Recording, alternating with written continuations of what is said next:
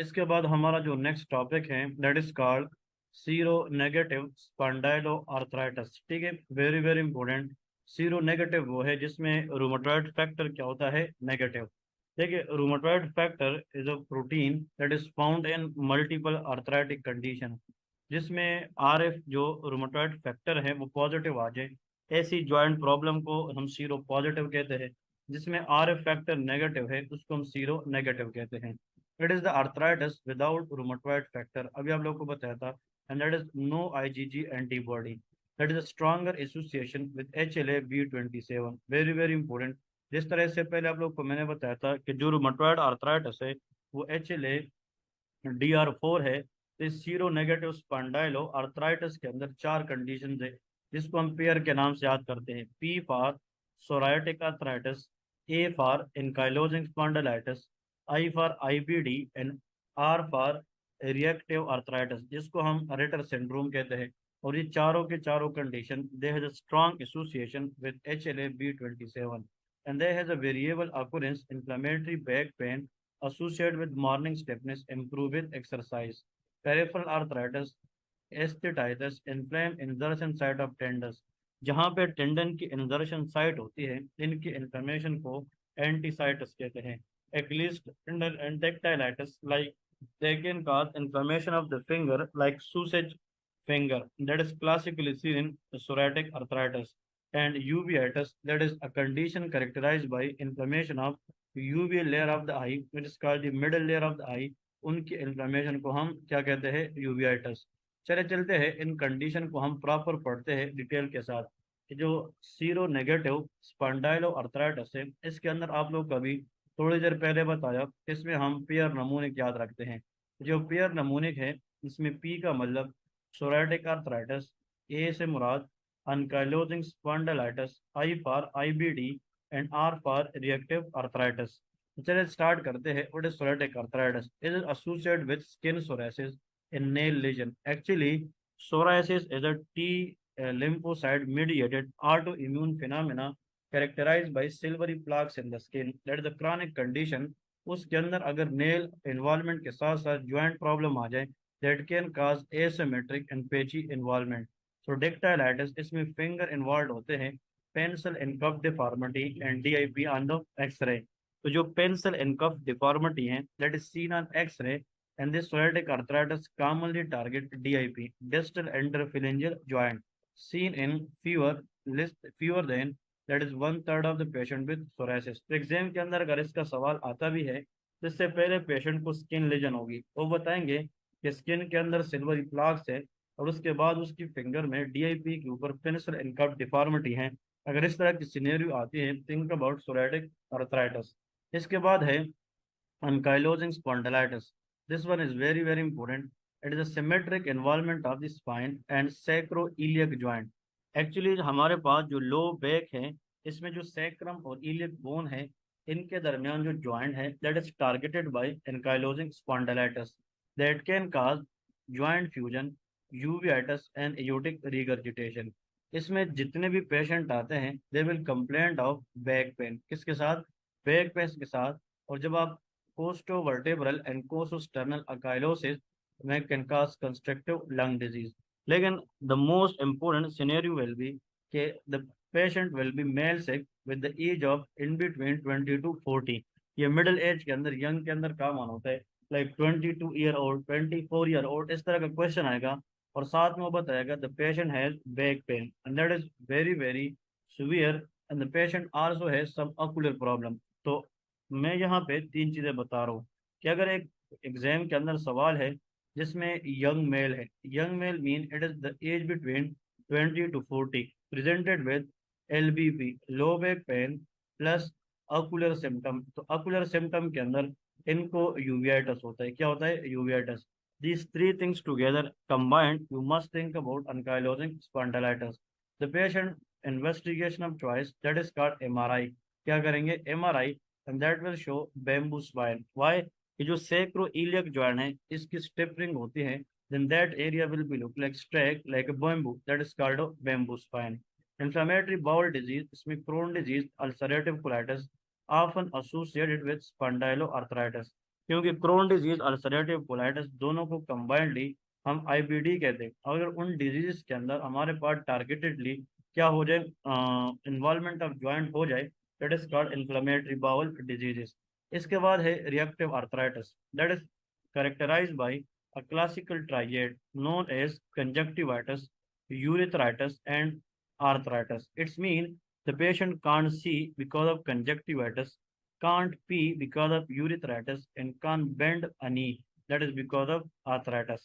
यह इस तरह लिख सकते हैं, can't climb a tree, इसका मतलब यह है can't climb a tree क्योंकि वो दरख्त पे इसलिए नहीं चढ़ता because of arthritis. So a condition characterized by can't see, can't pee, and can't climb a tree. Think about reactive arthritis. Reactive arthritis को पहले फॉर्मली पहले टाइम पे इसको हम रेटर सिंड्रोम कहते हैं। तो ये भी याद रखिए, Reiter syndrome is also known as reactive arthritis. It is associated with infection by Shigella, Campylobacter, E coli, Salmonella, Chlamydia and Yersinia. ये मुख्तलिफ ऑर्गेनिज्म है जो इन्फेक्शन चांसेस बढ़ाती है, specially in case of reactive arthritis. अगर आप लोग यहाँ पे देखें, मोस्ट इम्पोर्टेंटली इसमें आप लोग को इन लोगों को बन रहा है यहाँ पे, for example this area that is called the what answer is DIP joint involvement and that is classically pencil in cup deformity. और ये सोराटिक आर्थराइटिस में ये बेम्बू स्पाइन है, क्योंकि जो सैक्रो इलियक जॉइंट है इसके अंदर स्टिफनिंग है वो आप लोग को दिखाई है, और इसके अंदर जो इलास्टिसिटी है वो लूज हो जाती है। ठीक है जी।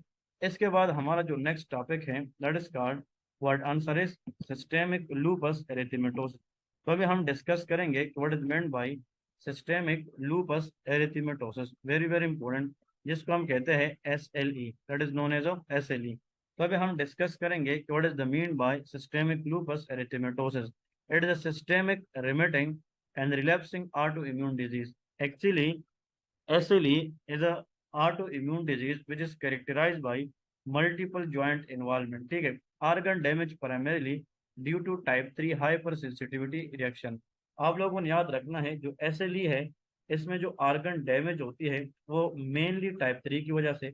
अब नाम को देखे SLE 3 वर्ड से, तो इसमें जो मेन ऑर्गन डैमेज है वो टाइप 3 हाइपर सेंसिटिविटी रिएक्शन से होती है, और rarely because of type 2 hyper sensitivity associated with deficiency of early component protein like C1q, C4 and C2, decrease clearance of immune complexes।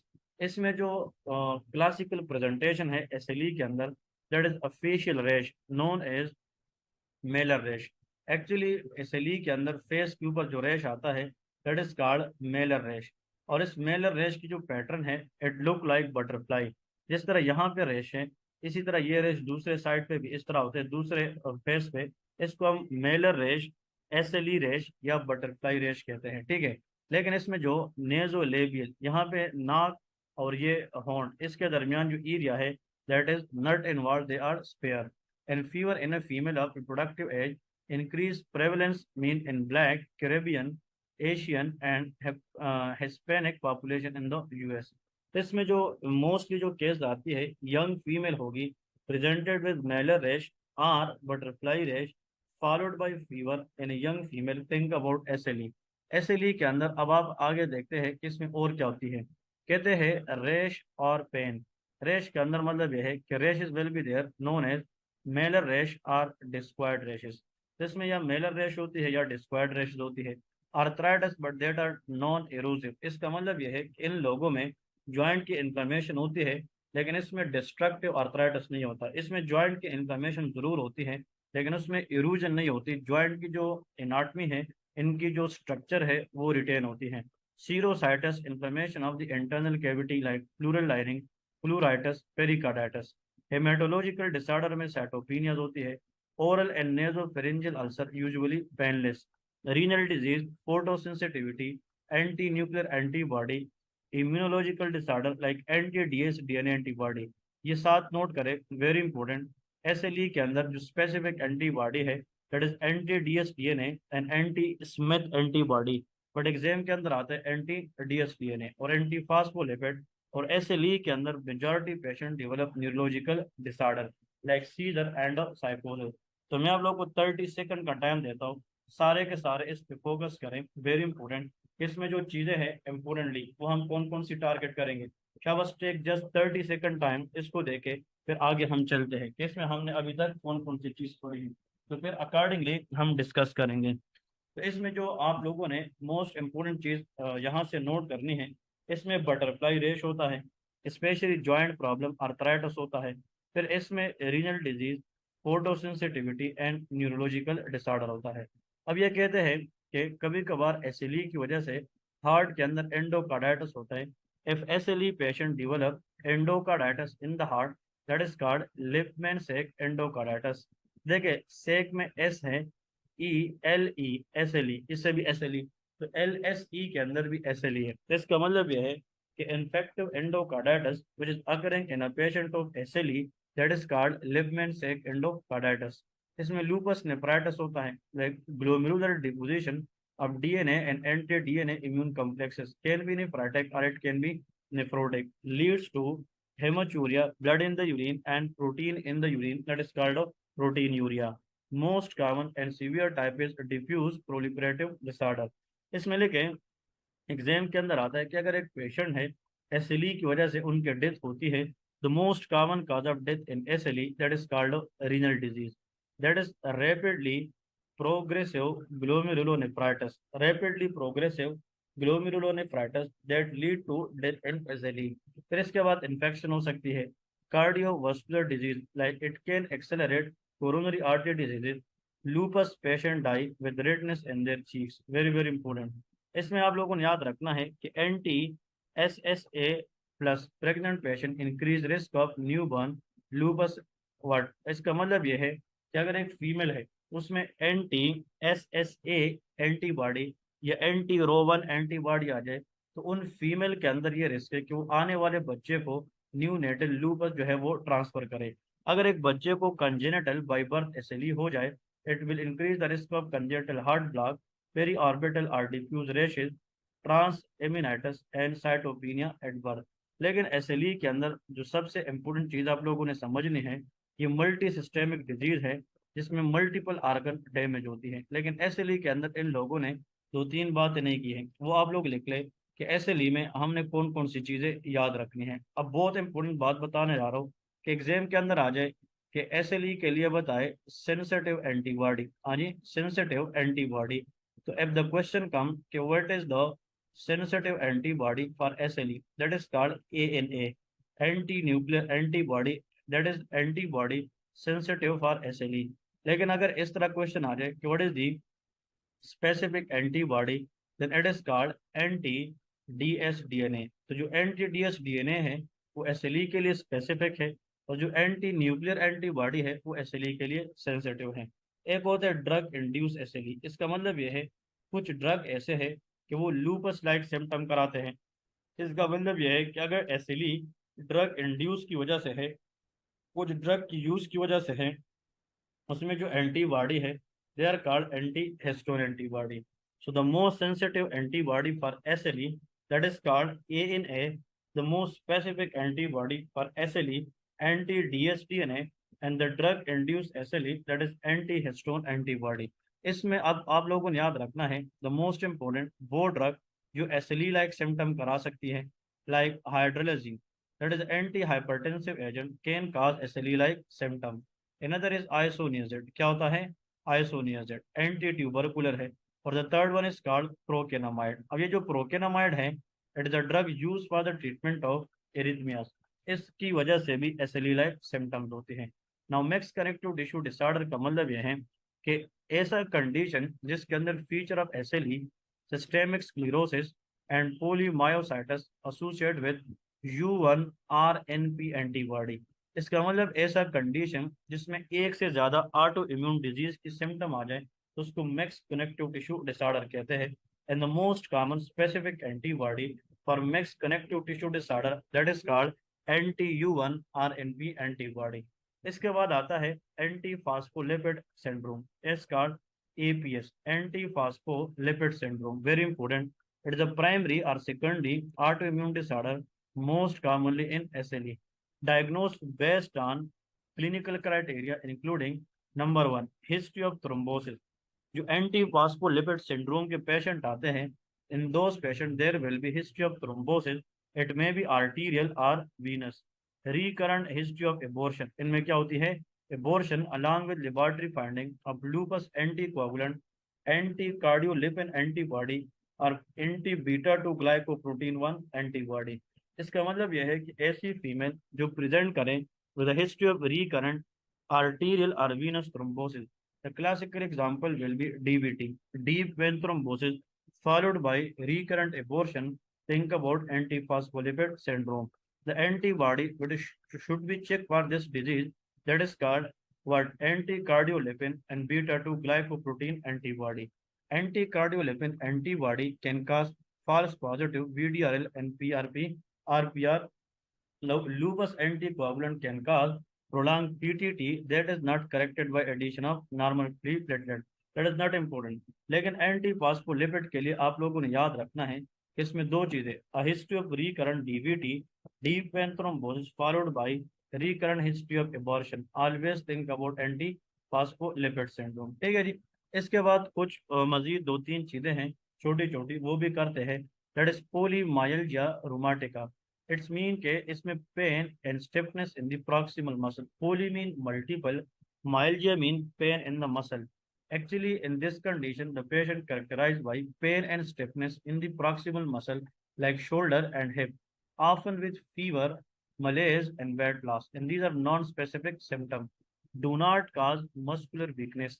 इन लोगों को अगर हम बता दें कि अपने मसल को मूव करें, their power will be intact. There is no muscular weakness, but these patients feel lot of pain and stiffness in the proximal muscle, especially shoulder and hip joint, followed by what, fatigue, fever, malaise, and weight loss. More common in the age of more than 50-year-old in female, associated with giant cell arteritis, that is also known as temporal cell arteritis.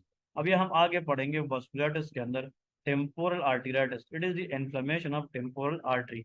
इसमें ESR ज्यादा होता है, erythrocyte sedimentation rate, CRP C reactive protein, but normal C K.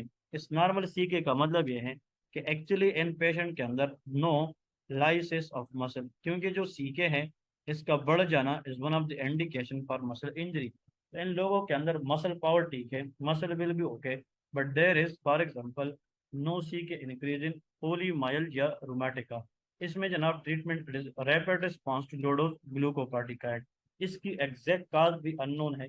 लेकिन अब पोलीमाइल्जिया रूमेटिका ये लोग थोड़ा सा मिसकंफ्यूज करते हैं विद फाइब्रोमाइल्जिया के साथ।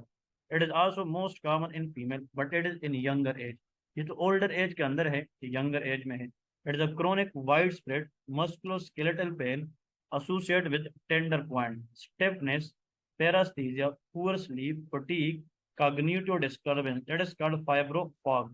Normally inflammatory marker like ESR। इसका मतलब ये है कि एक्चुअली पोलीमाइल्जिया रूमेटिका के अंदर ओल्डर एज की female they will complain of stiffness, fever, मलेज in the proximal muscle. Same history fibromyalgia में भी है, लेकिन इसमें यंग एज के अंदर होती है। लेकिन जब हम ईएसआर चेक करते हैं, इन लोगों की ईएसआर क्या होती है, normal. There is a normal inflammatory marker like ESR. Treatment is exercise, anti depressant, neuropathic pain like gabapentinoids. Actually इन लोगों को अगर हम बताते हैं कि आप लोग को ऐसा कोई सच इशू नहीं है या इतना डेंजरस चीज नहीं है, ये लोग बिलीव नहीं करते। तो इनकी जो बिलीफ है या साइकी है, उनको बनाने के लिए हम इनको न्यूरोपैथिक पेन किलर देते हैं लाइक गाबापेंटीन और TCA. TCA is anti depressant, ताकि ये लोग अपने आप पे ज्यादा ना सोचे और मतलब यह है कि ये सिम्टम अवॉइड करें। अब आते हैं इन दोनों की तरफ, एफसीपीएस वाले और जेकेट वाले। इसके अंदर जरूर क्वेश्चन आते हैं, तो please everyone should focus here. What is polymyositis? Another is dermatomyositis। अब polymyositis, dermatomyositis, इसके अंदर नॉन स्पेसिफिक एएनए पॉजिटिव। हमने कहा था एसएलई में सेंसिटिव एंटीबॉडी एएनए है। अब वो एंटीबॉडी जो एक से ज्यादा डिजीज के अंदर पॉजिटिव आती है, इसको हम एएनए कहते हैं। इनमें सी के भी ज्यादा होता है, specific anti Jo one, that is called histidyl tRNA synthetase, and anti SRP signal recognition particle, anti MI2 that is helicase. तो तीन एंटीबॉडीज ऐसी हैं that is very very specific for polymyositis and dermatomyositis। Anti Jo one antibody, anti SRP antibody, anti MI2 antibody. लेकिन इसमें जो ज्यादातर exam के अंदर आता है वो हमारे पास एंटी जो वन एंटीबॉडी है। थोड़ा सा पढ़ते हैं तो दोनों में आप लोगों को क्लियर कट डिफरेंस भी समझ आ जाएगा और आप लोग को पता लग जाएगा कि इन दोनों के अंदर प्रॉपर डिफरेंसेस क्या है। Polymyositis it is a progressive symmetric muscle weakness characterized by endomysial inflammation with CD8 T cell. इसका मतलब यह है इसमें शोल्डर अफेक्ट होते हैं। तो a condition characterized by itis mean inflammation of many muscles, especially that is proximal muscle, which leads to CD8 T cell involvement, that is polymyositis। लेकिन जो मैंने कहा कि भाई FCPS वाले, JCAT वाले, या NRE वाले, आप लोग जाग जाए, आप लोग की जो मोस्ट इम्पोर्टेंट एरिया है एग्जाम के लिए वो डर्मेटोमायोसाइटिस है। That is commonly asked. Even के मैंने MRCP एग्जाम दिया था लास्ट टाइम, उसमें भी डर्मेटोमायोसाइटिस के क्वेश्चन जरूर आए थे। तो देखें, it is clinically similar to polymyositis but also involve Gottron papule. अब आते हैं गट रन पेप्यूल क्या है। देखिए ये जो रेड कलर की लेजन है, specially on the back side of the hand, ये जो बोनी एरिया है ना, बोनी, इसको हम कहते हैं नकल्स। इसको क्या कहते हैं? नकल कहते हैं। So red rashes on the back side of the hand over the knuckle area, think about Gottron papule. फिर यहाँ पे इस आईलेट के ऊपर देखे एरिया रेड है, इस आईलेट के ऊपर इस रेड एरिया को हम कहते हैं हीलियोट्रॉप रेशेस। इसको क्या कहते हैं? Heliotrope rashes, very very important. और यहाँ पे देखिए it is the edema of the eyelid. तो मतलब swelling of eyelid characterized by red rashes, that is called heliotrope rashes. और अगर आप लोग यहाँ पे देखें, इस फीमेल को देखें, तो इसकी यहाँ पे ये रेड रेशेस है, इसको हम कहते हैं shawl sign, that is called shawl and pace rashes. तो यहाँ पे, और अगर आप इस हाथों को देखते हैं, that is called hyper keratosis. इसमें केराटिन की जो प्रोडक्शन है वो ज़्यादा होती है, जिसकी वजह से the hand appear dirty and that look like mechanic hand. तो actually a condition characterized by rashes over the bony knuckle on the back side of the head, like guttural papule, heliotrope rashes around the eyelid, shawl rashes or facial sign, ये facial redness भी होता है, and mechanic head। These all are the classical features of dermatomyositis। इन लोगों में increased result of occult malignancy।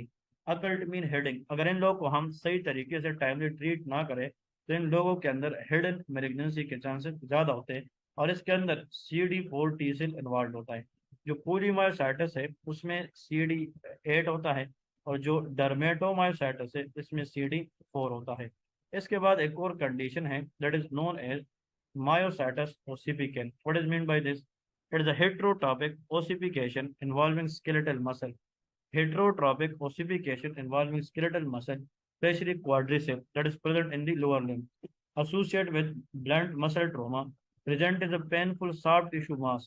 इसमें एक shell calcification, तो मतलब ब्लंट ट्रॉमा के बाद अगर स्केलेटल मसल की, मतलब एक स्केलेटल मसल में एक सॉफ्ट टिश्यू मास बन जाए, फिर एक shell calcification, think about myositis ossificans. Ossificans का मतलब होता है कि देयर इज ओसिफिकेशन लेकिन abnormal, there is a heterotopic ossification characterized by calcium deposition, that is एक शेल शेप कैल्सिफिकेशन।